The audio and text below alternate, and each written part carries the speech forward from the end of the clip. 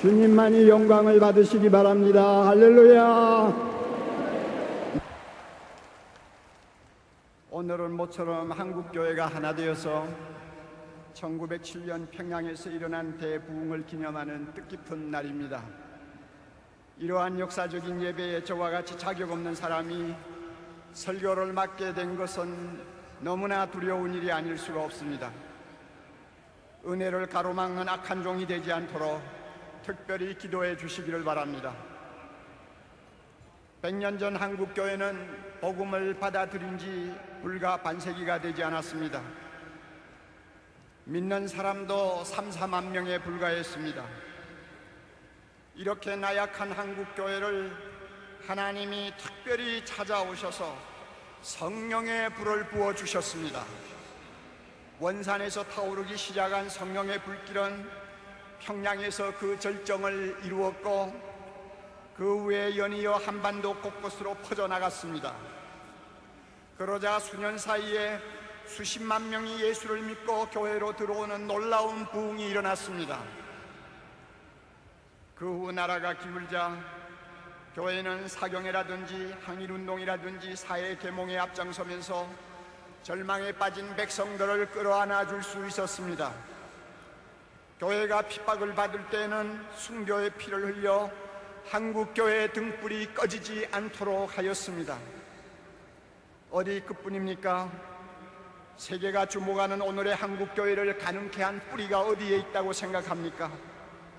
저는 평양 대부흥이라고 확신합니다. 이런 전무후무한 은혜를 100년 전에 이 땅에 허락하신 하나님을 우리가 어찌 찬양하며 경배하며 영광을 돌리지 않겠습니까? 우리가 평양 대부흥을 돌아보면서 무엇보다도 특별히 주목해야 할 중요한 사실이 하나 있습니다. 그것은 성령의 기름 부으심과 함께 강력한 회개운동이 일어나기 시작했다는 사실입니다. 이것은 우리가 흔히 아는 그런 회개가 아니었습니다.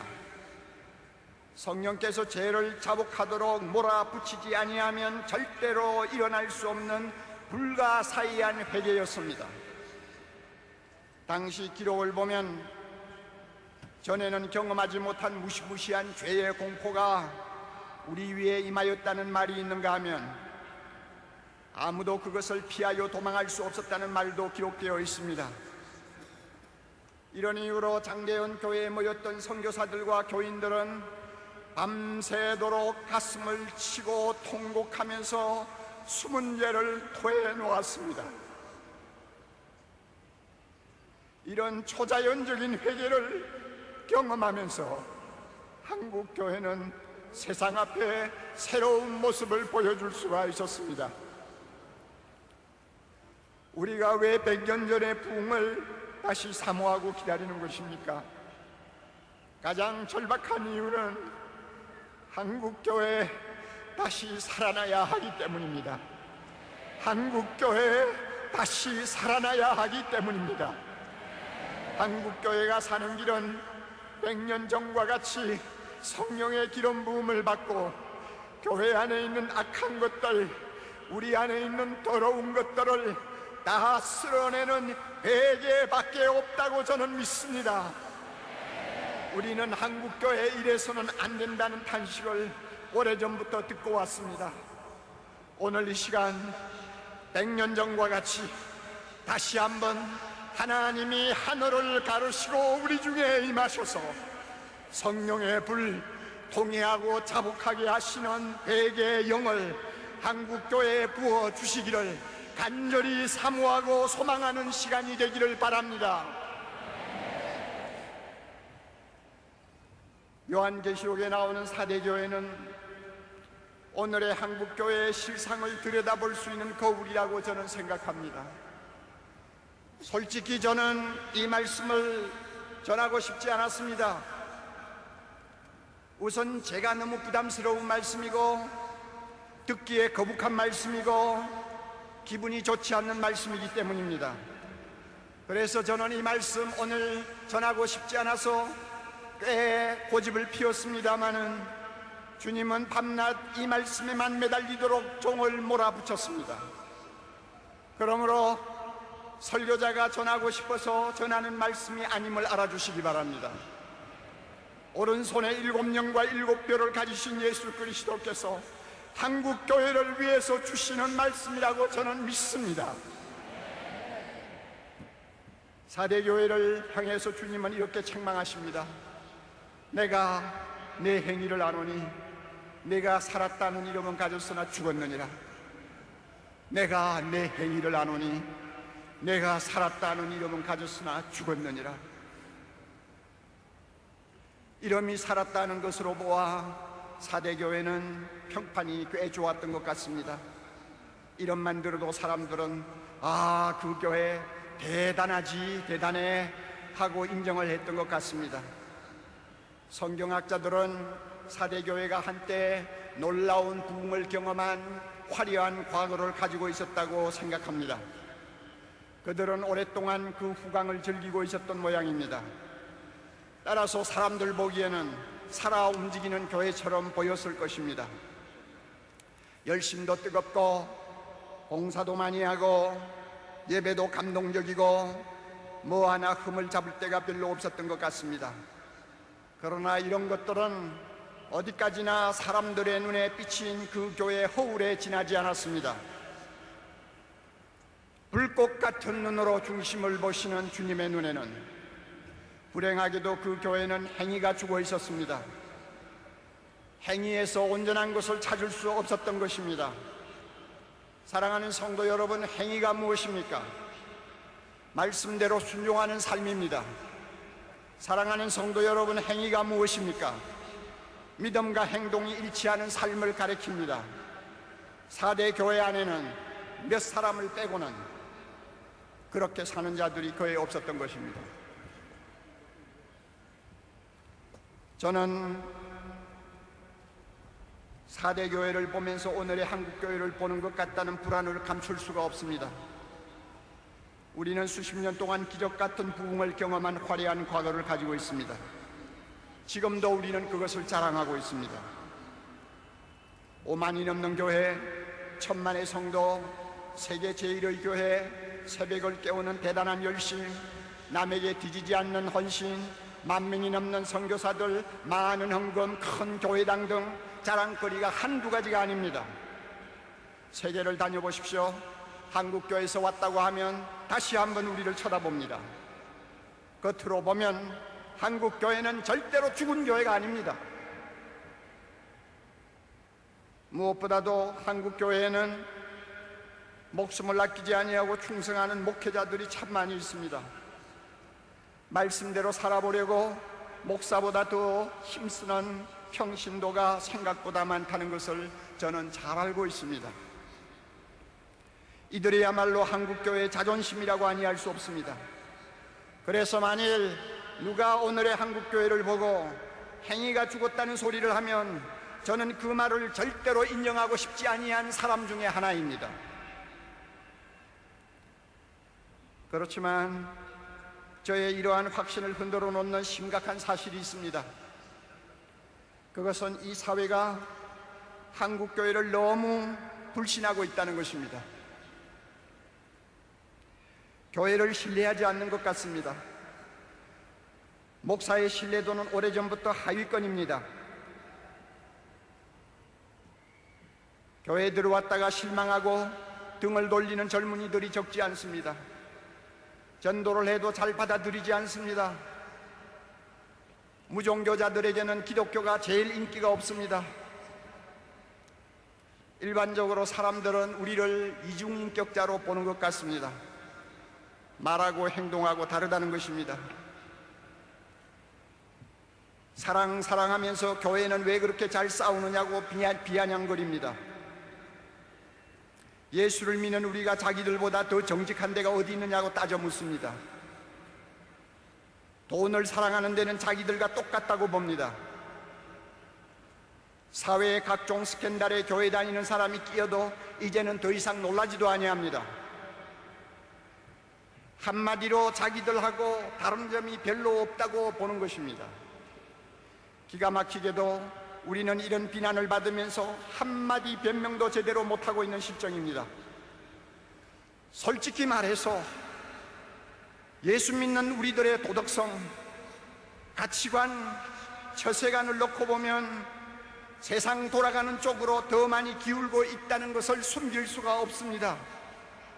우리도 모르게 우리는 세속주의의 늪에 빠져 허우적거리고 있는 모습을 세상 앞에 그대로 보여주고 있는 것입니다. 이처럼 교회가 짠맛을 잃으면 우리보다 더 악한 세상 사람들의 발에 짓밟히도록 내던지는 것이 주님의 징계요 심판입니다. 우리가 지금 그러한 끔찍한 상황에 놓여 있지 않는지 두려운 마음을 금할 수가 없습니다. 지금 주님께서 한국 교회를 보시고 뭐라고 하실까요? 이러면 살았으나 행위가 죽었다고 책망하지 않으실까요? 누가 아니요 하고 변명할 목사가 있습니까? 누가 아니요 하고 변명할 장로가 있습니까? 평양 대부흥 100주년의 진정한 기념은 이러한 우리의 영적 비참함을 있는 그대로 직시하고 가슴을 치는 데서 출발해야 된다고 저는 믿습니다. 사대교회를 보면서 제가 두려워하는 것이 또 하나 있습니다. 7뼈를 손에 쥐신 예수님께서 행위가 죽은 교회의 책임을 지도자에게 묻고 계신다는 것입니다. 사대교회 사자에게 편지하라. 사대교회 사자에게 편지하라. 사자는 교회 지도자요 목회자를 가리킵니다. 저는 주님께서 왜 목회자에게 책임을 물으시는지 조금 알 것 같습니다. 수십 년 목회를 하면서 목사의 입장에 서면 이름은 요란하지만 행위가 죽은 교회를 만드는 것은 별로 어렵지 않다는 것을 저는 터득하게 되었습니다. 어떻게 하면 되는지 여러분 아시고 싶습니까? 이렇게 하면 됩니다. 목사가 말씀을 가르치거나 설교를 하면서 복음을 조금씩 변질시키면 됩니다. 그리고 나중에는 복음이 얼마나 변질되고 있는지조차도 모를 정도로 둔감해지면 됩니다. 그러면 교회는 이름만 살았고 행위는 죽어질 수 있습니다. 우리가 잘 아는 바와 같이 복음이란 누구든지 예수를 믿으면 구원받는다고 하는 기쁜 소식입니다. 그러나 이 복음에는 진리의 양면성이 들어있습니다. 구원은 믿음으로 받지만 그 믿음의 진가는 순종하는 행위로 검증받아야 한다는 것입니다. 따라서 믿음이 구원의 절대적인 요소라고 한다면 행위는 구원의 필연적인 요소가 됩니다. 우리는 구원받기 위해 순종하는 것이 아니라 구원받았기 때문에 순종하는 사람들입니다. 그러므로 믿음과 행위는 따로 놓고 생각할 수가 없습니다. 예수님은 이 사실을 가리켜서 좋은 나무와 좋은 열매로 비유를 하셨습니다. 따라서 목회자는 믿음과 순종을 똑같이 중요하게 다루고 가르쳐야 합니다. 믿음으로 구원 얻는다는 로마서를 설교했으면 행함이 없는 믿음은 죽었다는 야고보서도 진지하게 가르쳐야 하는 것입니다. 청중은 원래 귀에 듣기 좋은 말씀을 선호하는 경향이 높습니다. 믿기만 하면 구원받는다고 하면 모두가 아멘 합니다. 믿음만 있으면 하늘의 복도 받고 땅의 복도 받을 수 있습니다 하면 할렐루야 하고 열광합니다. 그러나 행함이 따르지 않는 믿음은 거짓 믿음이요 구원도 확신할 수 없다고 하면은 얼굴이 금방 굳어져 버립니다. 말씀대로 살지 못하는 죄를 지적하거나 책망하면 예배 분위기가 금방 싸늘해져 버립니다. 듣기가 싫고 몹시 거북스럽기 때문입니다. 사랑의 교회에서 사역할 때 저는 비슷한 반응을 가끔 볼 수 있었습니다. 이런 청중의 반응에 예민해지면서 저도 모르는 사이에 그들이 좋아하는 말씀을 일부러 골라서 설교하는 사람으로 바뀌는 것을 보았습니다. 대신 죄라든지 회개라든지 순종이라든지 거룩이라든지 하는 듣기 피곤한 말씀은 할 수 있으면 피하거나 꼭 말을 해야 할 때는 달래듯이 부드럽게 말하고 싶어하는 유혹에 끌려가는 것을 보았습니다. 저의 이런 모습은 예수님이 절대로 바라시는 것이 아니었습니다. 저도 절대로 원하는 것이 아니었습니다. 그러나 실제로는 그런 일이 강단에서 일어나고 있었고, 그 결과 저도 모르게 복음을 조금씩 변질시키는 설교자가 되어가고 있었습니다. 이렇게 되니까 교회가 커지면 커질수록 말씀대로 순종하는 행위에는 별로 관심이 없고, 믿음만 가지고 떠드는 값싼 은혜에 안주하기를 좋아하는 무리들이 자꾸만 늘어가는 것을 볼 수가 있었습니다. 종교개혁자 루터를 여러분 기억하실 것입니다. 구원은 오직 믿음으로 받는다고 하는 놀라운 복음을 재발견한 위대한 지도자였습니다. 그는 우리가 구원을 받는데 의로운 행위는 아무런 공로가 되지 못한다고 가르쳤습니다. 그는 비텐브루크에서 34년간 4,000번 이상 설교를 했습니다. 그러나 믿음을 일방적으로 강조하는 루터의 신학을 제대로 이해하지 못한 사람들은 그의 메시지를 곡해하기 시작했습니다. 순종하는 행위에 대해서는 별로 관심을 두지 않는 사람들이 되어가고 있었습니다. 믿기만 하면 구원받는데 죄 좀 지었다고 해서 그게 뭐가 그렇게 대단한 거냐 하면서 자기 욕심대로 살기를 좋아하는 사람들이 되어가고 있었습니다. 따라서 그 도시는 믿음의 방종이 난무하는 타락한 사회가 되어갔습니다. 이런 기막힌 상황을 지켜보면서 루터는 자기 설교에 대한 확신이 흔들리기 시작했습니다. 그래서 한동안은 설교를 그만두었습니다. 그리고 그는 이렇게 단식했다고 합니다. 선한 양심을 가진 목사라면 설교하기보다 차라리 수레를 끌고 도를 운반하는 편이 낫겠다 라고 했습니다. 사랑하는 성도 여러분, 루터가 우리에게 주는 아주 값진 교훈이 하나 있습니다. 그것이 무엇인지 압니까? 교회의 지도자가 복음을 가르치면서, 복음을 전하면서 믿음만 일방적으로 강조하고 믿음의 열매가 되는 행함을 등한히 다루든지 무시하면 입만 살고 행위가 죽어버리는 4대 교회가 되어버릴 수 있다는 것입니다. 사도행전 20장 20절을 보면 바울은 유익한 말씀은 무엇이든지 공중 앞에서나 각 집에서나 거리낌 없이 전하고 가르쳤다고 했습니다. 그러나 저 자신을 포함하여 한국교회 많은 지도자들은 바울처럼 무엇이든지 거리낌 없이 전하는 용기를 잃어버리고 있는 것 같습니다. 단 것은 먹이고 쓴 것은 할 수 있으면 먹이지 않으려는 나쁜 설교자가 되어가고 있는 것 같습니다. 이런 설교자는 청중에게 인기가 있어서 사람들을 많이 끌어모으는 데는 성공할지 모르나 행위가 죽은 교회를 만드는 것은 시간 문제라고 저는 생각합니다. 한국교회 지도자 여러분, 복음을 변질시켰다는 주님의 질책에서 자유로울 수 있는 사람이 우리 가운데 몇이나 됩니까? 입만 살았고 행위가 죽어버린 교회를 만든 책임은 너에게 있어 하고 따지신다면 나는 아니요 하고 발을 뺄 수 있는 목회자가 몇 사람이나 됩니까?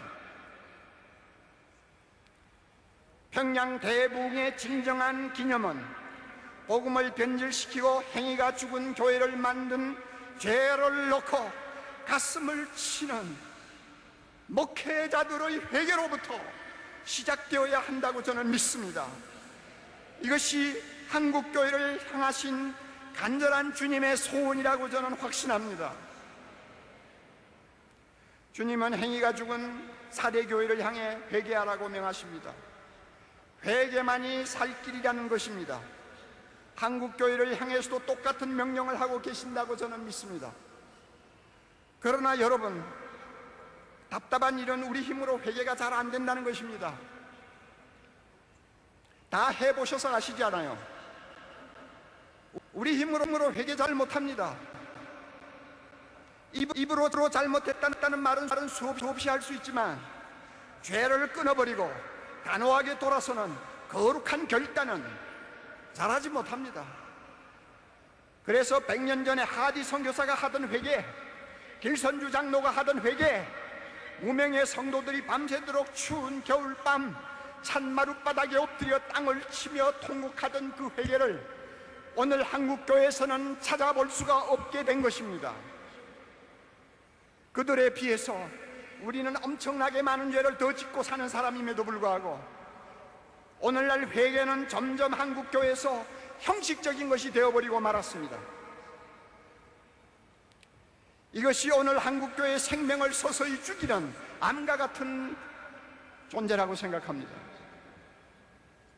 우리가 진정한 회개를 하고 세상 앞에 새 옷을 갈아입으려면 성령께서 회개할 힘을 우리에게 주셔야 합니다. 통회하고 자복하고 버리는 결단을 할 수 있도록 성령이 우리를 도와주셔야 합니다. 우리의 힘으로는 안 됩니다. 우리의 능으로도 안 됩니다.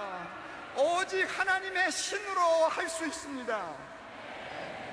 한국교회는 하나님의 성전된 우리를 깨끗하게 청소하실 성령의 초자연적인 역사가 절실히 필요합니다. 이를 위해 100년 전과 같이 하나님께서 하늘을 가르시고 이 땅에 강림하셔서 아낌없이 부어주셨던 성령의 불, 회개의 영을 다시 부어달라고 힘을 다해 부르짖어야 될 것입니다. 부르짖고 문을 두드리면 주님께서 응답하실 줄 믿습니다. 너희가 악할지라도 자녀에게 좋은 것을 줄 줄 알거든 하물며 하늘에 계신 너희 아버지께서 구하는 자에게 성령을 주시지 않겠느냐? 성령을 주시지 않겠느냐? 성령을 주시지 않겠느냐? 성령을 주시지 않겠느냐? 우리 하나님의 약속입니다. 한국교회가 진정으로 회개하고 죽은 행위를 벗어버리면 아직도 죽음의 권세 아래서 신음하고 있는 이 백성을 구원할 수 있다고 믿습니다. 한국교회가 믿음과 행함이 일치하는 온전한 복음을 다시 회복하면 온갖 더러운 죄로부터, 그 죄에서 나는 악취로부터 이 사회를 치료할 수 있다고 믿습니다. 한국교회가 성령의 능력을 다시 입으면 북한에 무너진 교회를 우리 모두 다시 일으킬 수 있다고 믿습니다. 한국교회가 성령의 거룩한 불이 타오르는 용광로가 되면 주님께서 21세기 세계를 위해 가장 중요한 일에 우리 한국교회에 불러주실 줄 믿습니다. 믿습니다. 두 손을 높이 들고 여러분 따라합시다. 주여, 한국교회를 살려주옵소서. 한국교회를 살려주옵소서. 통회하고 자복하는 영을 도와주시옵소서. 도와주시옵소서. 도와주시옵소서. 머리 숙여 기도합니다. 거룩하신 주여, 이놈이 죄인입니다. 이놈이 한국교회 입만 살았다고 떠들고 행위가 죽어버린 한국교회를 만든 장본인입니다. 주여, 이것이 감히 설교할 자격이 없는데도 주님이 이 말씀을 전하라고 비참한 것을 몰아붙였습니다. 아버지, 겉모양은 요란하지만 내면은 죄악이 쌓여있는 이 한국교회는 주여 불쌍히 여기시고 성령을 부어주시되 통회하고 자복하는 영을 부어주셔서 이 한국교회를 깨끗하게 해주옵소서. 깨끗하게 하옵소서. 깨끗하게 하옵소서. 그리하여 이 민족에게 소망을 주게 하시고 이 나라를 바른 길로 인도하게 하시고 주의 거룩한 영광이 이 땅에서 경배를 받으시도록 축복해 주시옵소서. 예수님 이름으로 기도하옵나이다. 아멘.